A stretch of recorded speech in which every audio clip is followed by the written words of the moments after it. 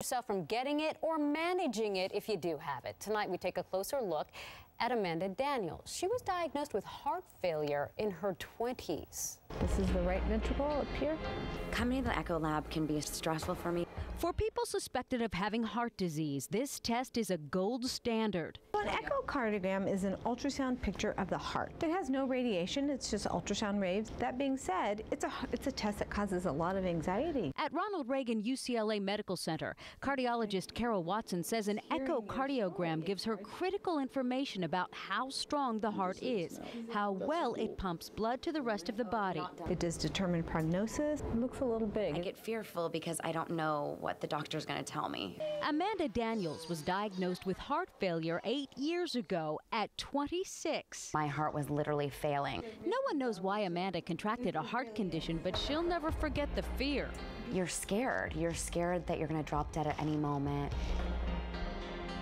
Joining me now is Amanda Daniels. Of course, we were talking throughout that little story. You look great. Thank you. I feel great. Yeah, so there would be no outward sign that you have heart disease. Yeah, it's true. Heart disease is a silent killer. It kills more women than all the cancers combined. So it's really important that I spread the message and let people know that I am also the face of heart disease. And how did this happen for you? How'd you find out what was going on? Wow, it's a long story, but starting at 18 years old, I was diagnosed with arrhythmia, which is irregular heartbeats. I went in to get my wisdom teeth pulled. I had never been hooked up to an EKG monitor prior to that. And then years passed, I went to college and I was teaching spinning. So I was a huge athlete, huge athlete. I loved it. I was teaching spinning and something within me told me I had to go visit my cardiologist. I go in for annual appointments and I went in that morning and got the call shortly thereafter to come right in, and I was diagnosed with idiopathic dilated cardiomyopathy, which is also heart failure. Heart failure at 25 years old? Yes. What did that mean? Were you afraid to take a step out the door? Yeah. Yeah. What about spinning class? I had to stop spinning completely. It was devastating because I've always been an athlete. That was my form of like Prozac. It literally was. Right. And so I just fell into this depression, to be honest. It's scary. I was fearful that I would drop dead at any moment potentially of a heart attack or sudden cardiac arrest. Right. It was scary. Right, but you went on and you had 2 kids, so even though you have 2 children, even though you've been diagnosed, you've been able to conquer some fear here. I've conquered so much fear. I was initially told I would never be able to have children, and I worked on myself. I have an amazing team of cardiologists, physicians that have helped me along the way. They would have never allowed me to have a child had it not been for my heart improving, the strength of my heart improving. How do you get your heart to improve? That's a great question.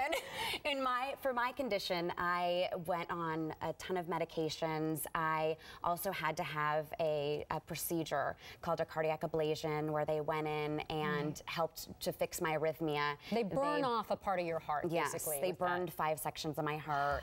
And it's scary being a woman. I mean, we give everything of our hearts. So to think that something could be wrong with our heart is a scary thing. With a mommy of 2, you must really now worry about the kids and you. I do. And I get my daughters checked on. And since my diagnosis is idiopathic, it means they don't know what caused my heart disease.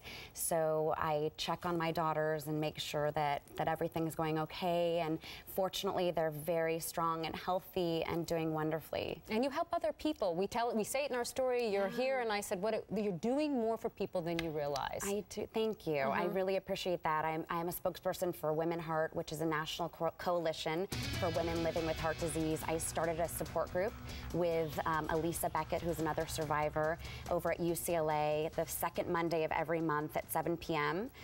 in the Cardiac Rehab Center. I also have a blog where I write about inspirational stories. I've shared my own story, and I'm very open and honest about my own fears and things that I've had to overcome because it's scary, as you mentioned. It's a wake-up call.